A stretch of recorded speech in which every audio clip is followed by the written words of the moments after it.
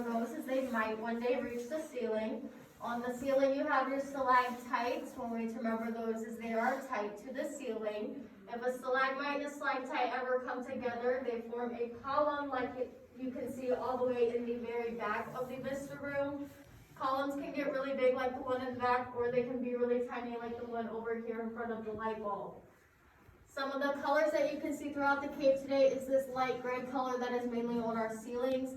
That is limestone. That is what the cave is originally made out of. You can also find a darker candlelight tours, and just that little bit of candlelight, it made this room look a lot bigger than what it does now, all lit up. The ledge above our staircase is where we used to keep the old candlelight holders. You can see the black marks going up the side. So don't trust what I say. When it comes to numbers, don't trust that. The passageway that we're about to take, this is called the Indiana Jones Tunnel. Gets that name because you can imagine a giant boulder running through it like it does in the movies. As you're coming up the stairs, just watch out for your heads. It does get a little low. Also, as you're coming up the stairs, take a look over here on the right. This is what we call King Solomon's Temple. So there's a rock in the back of the room. It's in the darker part of the room. It looks like a man laying down. He kind of has like the beard and the robe and everything. It's really cool. The cave formed it all by itself. We didn't help it out. Alright, so this is what we call the easy way down.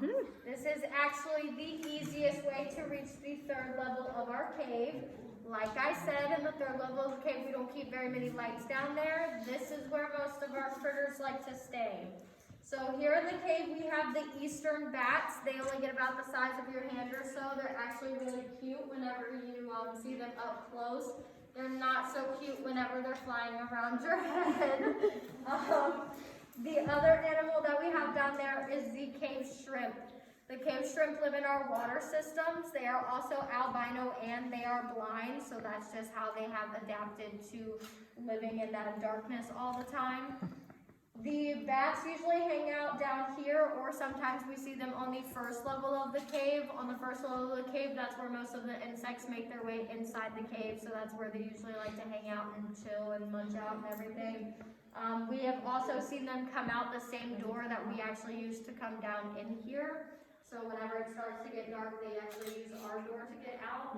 We also think that they have their own little hidey hole to get in and out of this place.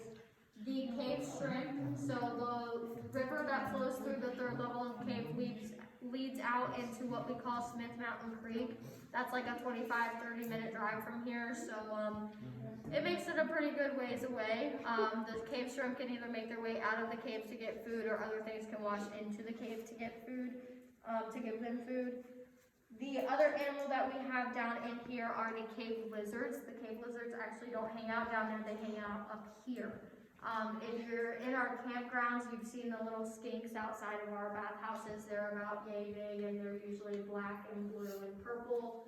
The ones, they look exactly like the ones that are set up now. I don't know if they do in the dark, you know, the crystal ball, get really high in trouble.